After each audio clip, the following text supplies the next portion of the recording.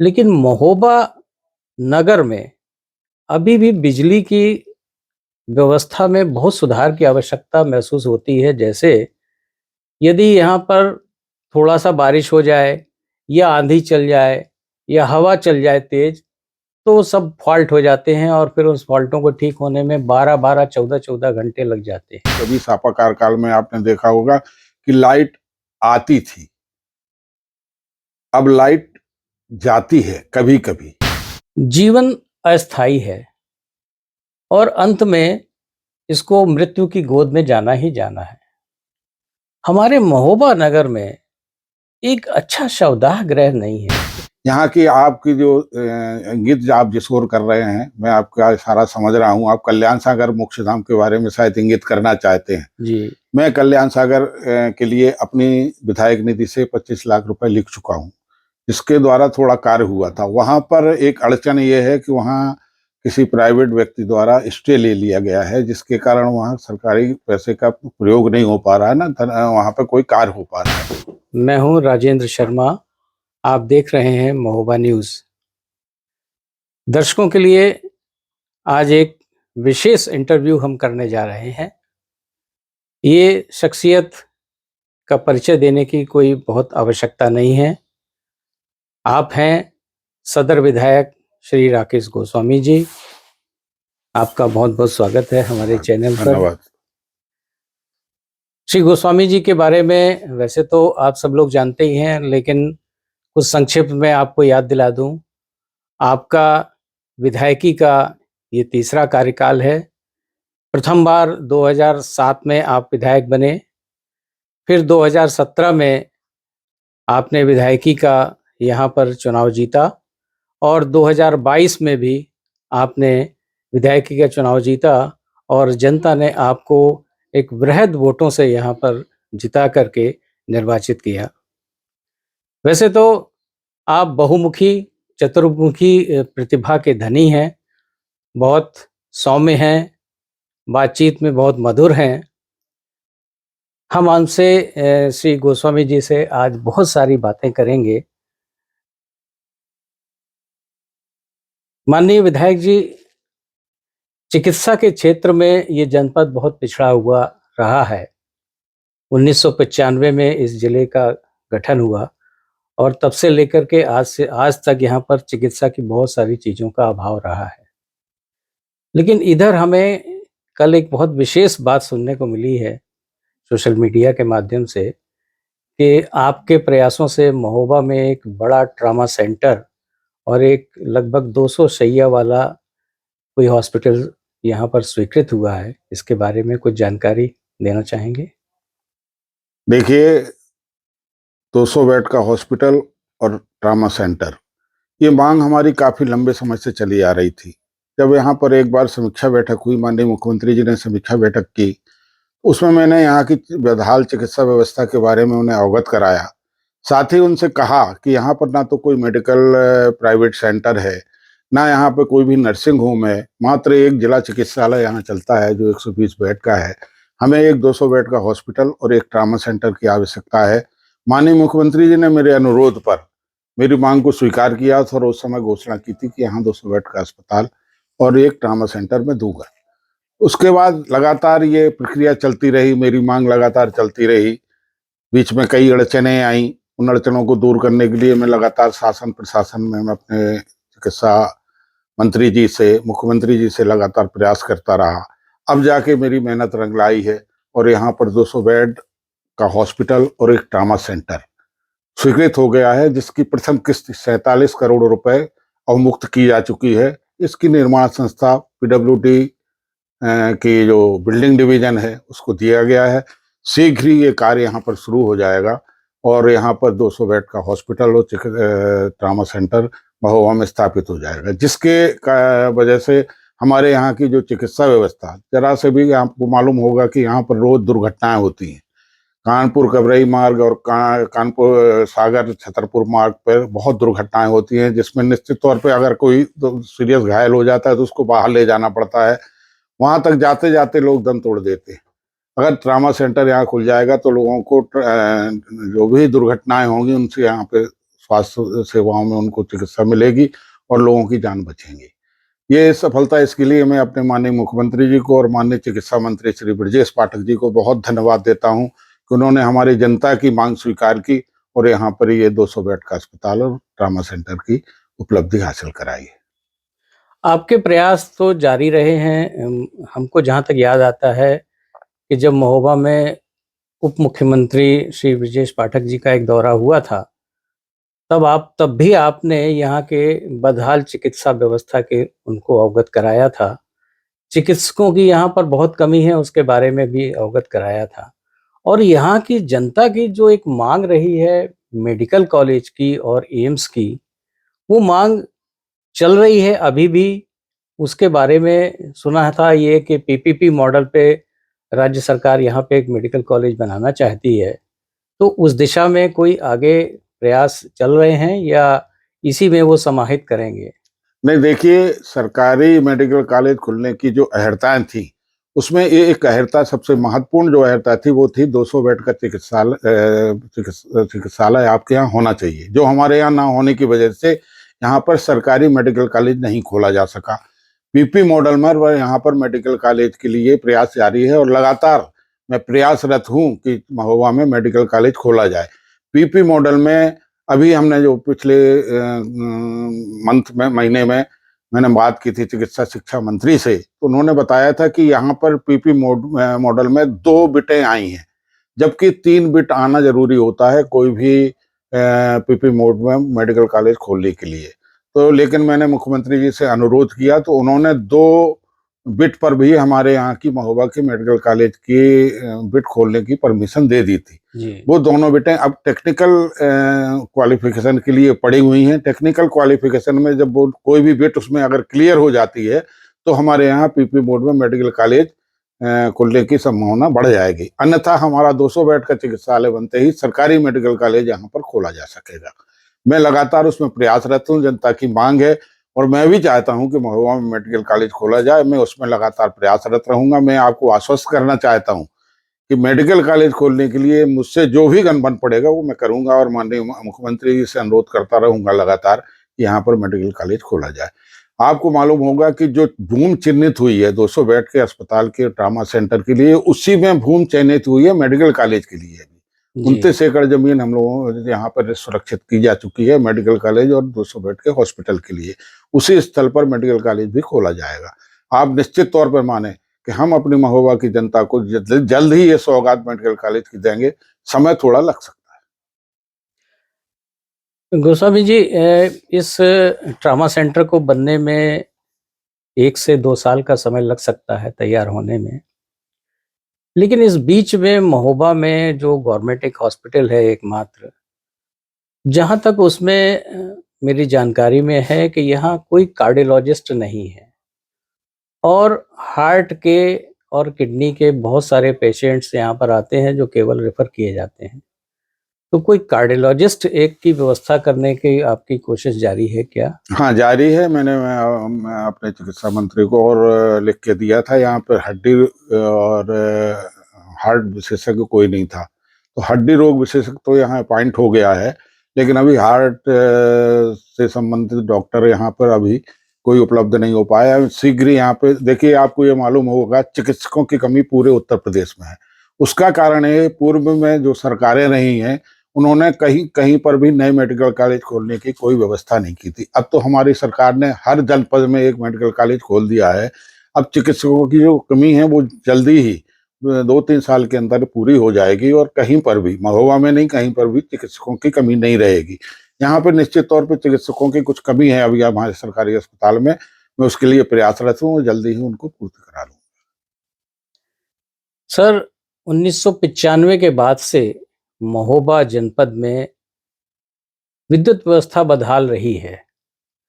यद्यपि भारतीय जनता पार्टी की सरकार आने के बाद में विद्युत व्यवस्था में बहुत सुधार है और बिजली बहुत अच्छी मिल रही है, लेकिन महोबा नगर में अभी भी बिजली की व्यवस्था में बहुत सुधार की आवश्यकता महसूस होती है। जैसे यदि यहाँ पर थोड़ा सा बारिश हो जाए या आंधी चल जाए या हवा चल जाए तेज, तो सब फॉल्ट हो जाते हैं और फिर उस फॉल्टों को ठीक होने में 12-12, 14-14 घंटे लग जाते हैं।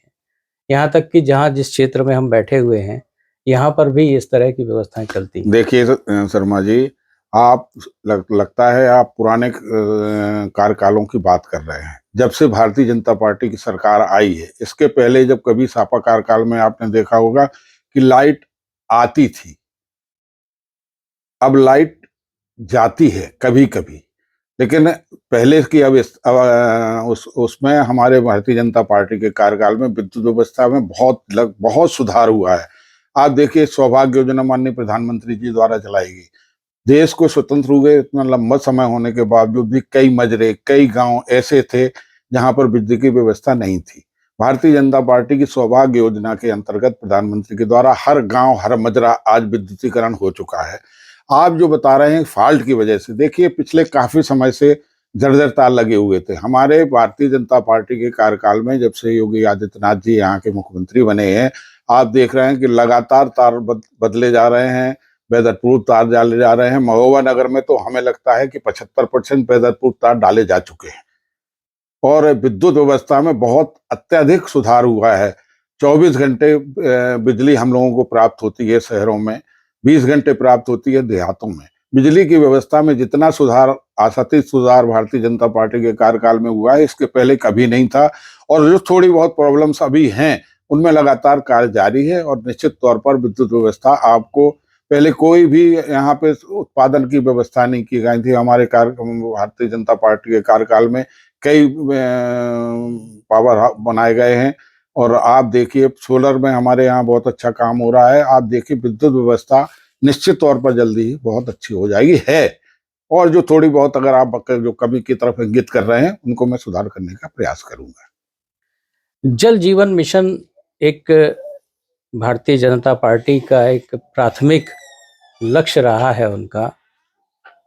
हमारे जनपद में भी इस दिशा में बहुत काम हुआ है। इसके बारे में कुछ जानकारी देंगे? देखिए, हमारे प्रधानमंत्री जी की सोच हमेशा उस तरफ रही है जिस तरफ कभी किसी ने सोचा नहीं।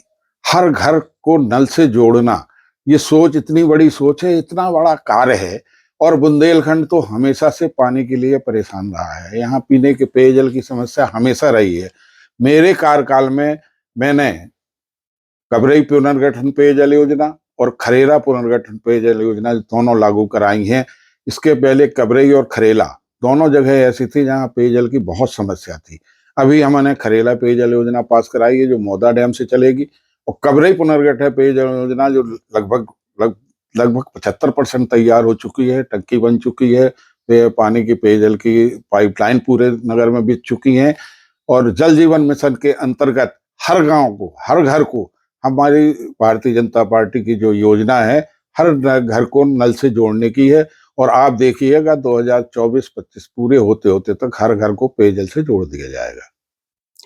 यद्यपि यहाँ पे बहुत सारे डैमों से सिंचाई की व्यवस्था हो रही है, लेकिन केन बेतवा जो एक जॉइंट प्रोजेक्ट बन रहा है, उससे क्या महोबा जनपद को लाभ होगा? निश्चित तौर पर होगा। अभी देखिए अर्जुन सहायक परियोजना बनाई गई।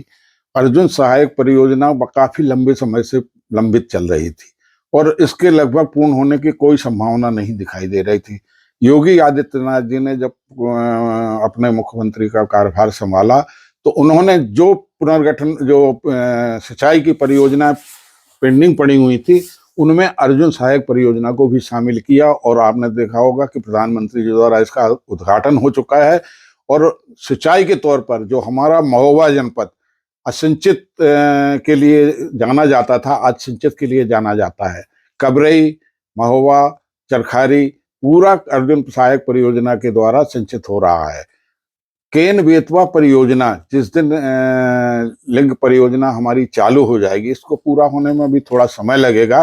निश्चित तौर पर केन बेतवा परियोजना जब पूरे होने पर हमारे उसके उसके जो स्कीम में है, उसमें जितने यहाँ के बाकी बचे हैं, उर्मिल डैम, आपका मझगुआ डैम, बेलाताल और लगभग सभी तालाब जो हमारे महोबा जनपद में हैं, उन सब तालाबों को केन बेतवा परियोजना द्वारा जोड़ा जा रहा है। और निश्चित तौर पर जब ये परियोजना हमारी लागू हो जाएगी तो महोबा लगभग 100% सिंचित हो जाएगा। हो जाएगा। बात करते हैं टूरिज्म के ऊपर। महोबा जनपद में बहुत सारे ऐतिहासिक स्थल हैं जिनको पुरातत्व विभाग के द्वारा अब संरक्षित किया जा रहा है, जिसमें रहलिया सूर्य मंदिर और भी कुछ माँ चंद्रिका देवी, छोटी चंद्रिका देवी का कनेक्शन, खखड़ा मठ। तो इसमें जैसे अभी माननीय मुख्यमंत्री जी ने गोरखनाथ पहाड़ के ऊपर भी कोई प्रोजेक्ट बन रहा है।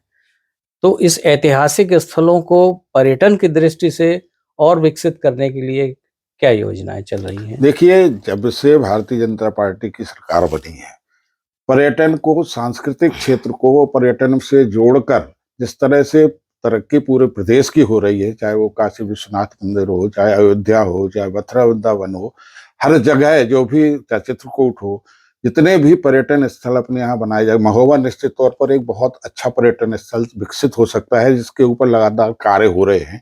आपको मालूम होगा, गोरखगिर के लिए हमारी मांग के सापेक्ष में हमारे मुख्यमंत्री जी ने 10 करोड़ रुपए अवमुक्त किए थे। यहाँ वो उस खाली पर उसके लिए आए थे, प्रधानमंत्री के कार्यक्रम की समीक्षा करने के लिए। उसी में मैंने मांग उठाई थी, तो उन्होंने यहाँ बैठे बैठे 10 करोड़ रुपए हमारे गोरखागिर को दे दिए थे, जिसका कार्य आप देख रहे हैं कि चल रहा है। थोड़ा सुस्त कार्य था तो उसकी शिकायत मैंने की है, अब कार्य में तेजी आ रही है। सूर्य मंदिर आप देख रहे हैं कि कितना उपेक्षित पड़ा हुआ था। आप एक चीज तो शर्मा जी जरूर सोचते होंगे कि भारतीय जनता पार्टी की सरकार आने के पहले महोबा का 1995 में महोबा जनपद बनाया गया था। उसके बाद आपने देखा महोबा में जो विकास भारतीय जनता पार्टी के कार्यकाल में हुआ, उसके पहले की सरकारों में हुआ क्या? निश्चित तौर पर, चाहे बड़ी चंद्रिका देवी मंदिर हो, चाहे रहलिया का सूर्य मंदिर हो, चाहे आपका खखरा मठ हो, चाहे गोरखागिरी पहाड़ हो, चाहे काकुन का महावीर मंदिर हो, चाहे चरखारी के तालाबों का सुंदरीकरण हो, चाहे टोला तालाब हो, निश्चित तौर पर यहाँ पर पर्यावरण की पर्यटन की दृष्टि से बहुत कार्य हो रहे हैं। और आगे आने वाले समय में आप देखेंगे कि महोबा निश्चित तौर पर एक पर्यटक स्थल के रूप में विकसित होगा। महोबा एक बहुत अच्छा पर्यटक और एक जंक्शन के रूप में विकसित हो सकता है आप लोगों के प्रयास से, क्योंकि विश्व स्तरीय यहाँ पर जो खजुराहो है, जो धरोहर है, 1000 वर्ष पुरातत्व वहाँ के मंदिर हैं और टूरिस्ट कानपुर, लखनऊ, दिल्ली सब जगह से टूरिस्ट बहुत आता है, बनारस से आता है। तो महोबा को एक जंक्शन के रूप में रेलवे ने तो कर दिया है, लेकिन बाई रोड भी इसकी कनेक्टिविटी के लिए क्या कुछ प्रयास आपके दिमाग में है?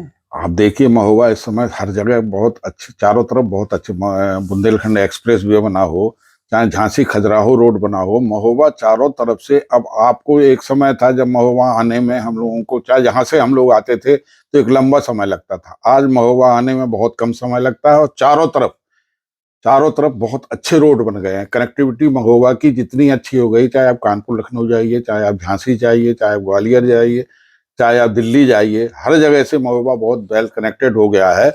और निश्चित तौर पर आपकी जो इच्छा है, उस इच्छा के अनुसार महोबा जल्दी ही एक केंद्र के तौर पर विकसित होगा। शिक्षा की बात करते हैं। शिक्षा के क्षेत्र में यद्यपि महोबा में आपके प्रयासों से जहाँ तक हमें जानकारी है, डिग्री कॉलेज में काफ़ी न्यू क्लासेस का आरंभ किया गया। तो शिक्षा के क्षेत्र में अभी भी महोबा में और इस जनपद में कुछ आवश्यकता है, इसके बारे में कुछ कहेंगे? देखिए, महोबा के शिक्षा के क्षेत्र में आपको मालूम होगा कि पिछले 10 सालों से यहाँ एक अल्पसंख्यक बोर्ड के द्वारा इंटर कॉलेज बनाया जा रहा था रामनगर में, जो कि जी। अधूरा पड़ा था और बंद हो गया था। उस कार्य को मैंने अपने कार्यकाल में शुरू कराया। आज वो बिल्डिंग लगभग पूरी कंप्लीट हो गई है। बजरिया में एक हाई स्कूल बन रहा था, वो भी लगभग कंप्लीट हो गया है। डिग्री कॉलेज एक गर्ल्स का यहाँ मांग मेरी चल रही है कि गर्ल्स का एक डिग्री कॉलेज यहाँ पर बनना चाहिए, उसके लिए मैं मांग कर रख रहा हूँ।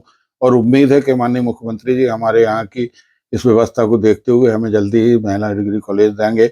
तो गवर्नमेंट डिग्री कॉलेजों में जो जो व्यवस्थाएं होनी, देखिए पहले यहाँ एमए की कक्षाएं बंद हो गई थी, मैंने अपने कार्यकाल में वो एमए की कक्षाएं यहाँ शुरू कराई। डिग्री कॉलेज में, बीरभूम डिग्री कॉलेज में जो भी मांग वहाँ के प्राचार्य अपने स्टूडेंट्स के द्वारा मेरे पास तक पहुंचाई जाती है, उसको सॉल्व करने में मैं पूरा प्रयास करता हूं और करूंगा। और शिक्षा के क्षेत्र में महोबा ने काफ़ी, अब देखिए पहले यहाँ पर एक भी प्राइवेट डिग्री कॉलेज नहीं था, आज यहाँ पर कई डिग्री कॉलेज हैं, कन्या डिग्री कॉलेज हैं और लगातार शिक्षा के क्षेत्र में महोबा जनपद बहुत प्रोग्रेस कर रहा है। एक बहुत ही ज्वलंत विषय हम आपके संज्ञान में लाने जा रहे हैं अभी बातचीत के क्रम में। जीवन अस्थायी है और अंत में इसको मृत्यु की गोद में जाना ही जाना है। हमारे महोबा नगर में एक अच्छा शवदाह गृह नहीं है, स्तरीय शवदाह गृह की बहुत आवश्यकता है।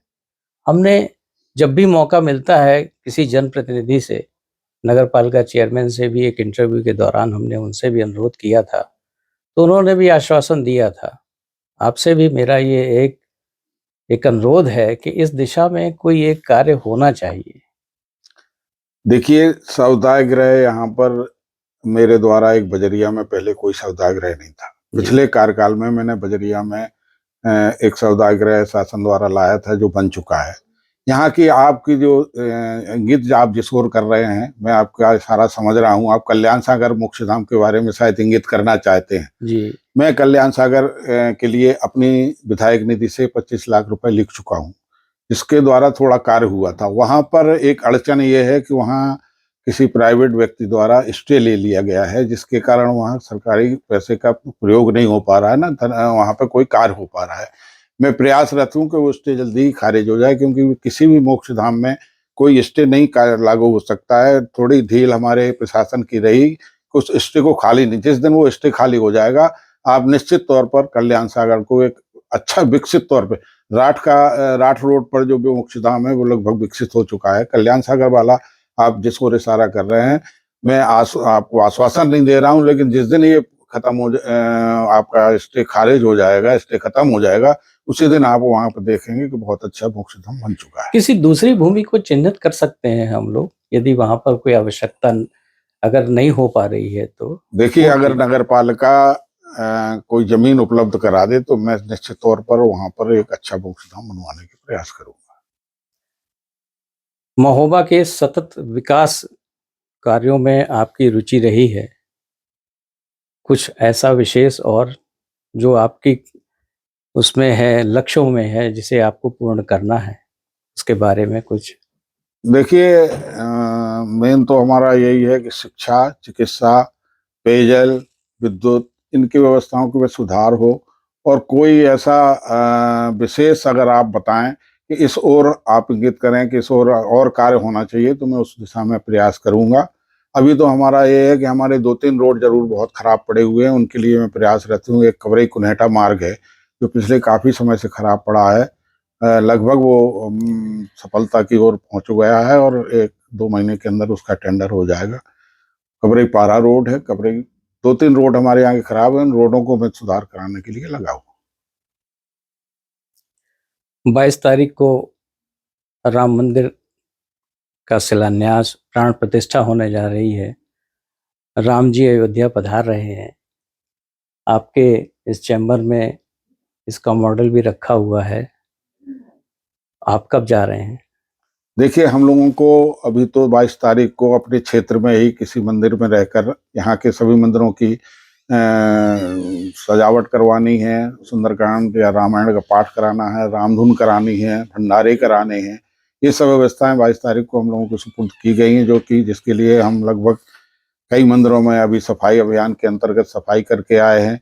हर मंदिर को यहाँ पर सब प्रेरित कर रहे हैं लोगों को कि उनमें सजावट हो, भंडारे हों, रामधुन हो, सुंदरकांड का पाठ हो, हनुमान चालीसा का पाठ हो, और तरह तरह के धार्मिक आयोजन हों। निश्चित तौर पर ये 550 वर्ष बाद ये शुभ दिन हम लोगों के जीवन में आया है। हम लोग सौभाग्यशाली हैं कि अपने जीवन काल में ये देख रहे हैं कि यहाँ राम मंदिर अपने भवन में पहुंच रहे हैं। काफी लंबे संघर्ष के बाद ये राम हमारे आस्था के प्रतीक थे। ये राम हमारे हिंदुस्तान के लोगों के प्राणों में बसते थे और लोग बड़े दुखी थे। 500, आप सोचिए जरा कि आज जब राम अपने भवन में प्रवेश कर रहे हैं, अब जब उनका प्राण प्रतिष्ठा होने जा रही है, हम लोग इतने उत्साहित हैं। तो जो लोग इस लड़ाई के लिए लड़े हैं, राम जन्मभूमि आंदोलन में अपने जिन्हें जान न्यौछावर किए हैं, आज उनकी कितना प्रसन्नता हो रही होगी कि आज हमारा बलिदान बेकार नहीं गया और राम अपने भवन में पहुंच रहे हैं। 22 तारीख को आप देखिएगा कि पूरा देश राममय हो जाएगा और हर व्यक्ति के अंदर एक उल्लास है, प्रसन्नता है कि राम अपने भवन में विराज रहे हैं और हम लोग उसको अपनी आंखों से देखेंगे। राम मंदिर के दर्शन के लिए ऐसा सुना है कि भारतीय जनता पार्टी ने कोई ऐसी व्यवस्था कर रही है कि 23 तारीख से राम भक्तों को दर्शन कराने के लिए अयोध्या में ले जाएंगे। ऐसा कुछ है क्या? और महोबा से अयोध्या जाने के लिए राम भक्तों के लिए क्या कोई विशेष कार्य किया गया है, कोई परिवहन संबंधी? देखिए, कल ही हमने 2 बसों को हरी झंडी दिखाई है। पहले यहाँ से अयोध्या जाने के लिए कोई डायरेक्ट बस नहीं थी। कल मैंने रोडवेज के 2 बसों को हरी झंडी दिखाई है और अब जो राम भक्त हैं, जो लोग राम जी के दर्शन करने के, रामलला के दर्शन करने के लिए अयोध्या जाना चाहते हैं, उनके लिए महोबा से डायरेक्ट 2 बसों का इंतजाम हो गया है। और जहां तक दर्शन करके ले जाने की व्यवस्था है, निश्चित तौर पर भारतीय जनता पार्टी के हर राम भक्त अयोध्या जाना चाहता है, राम जी के दर्शन करना चाहता है, उस क्षण को अपने जीवन में उतारना चाहता है जब वो रामलला के सामने होगा और उनके दर्शन कर पाएगा। तो ये व्यवस्था लगातार चलती रहेंगी। तो ये थे हमारे बीच में नगर विधायक श्री राकेश गोस्वामी जी, जो लगातार सतत प्रयासों से महोबा को विकास का नया आयाम देने की कोशिश कर रहे हैं। श्री गोस्वामी जी, आपका बहुत धन्यवाद हमसे बात करने के लिए। और देखते रहिए नए नए इंटरव्यू और नई नई खबरों के लिए महोबा न्यूज़।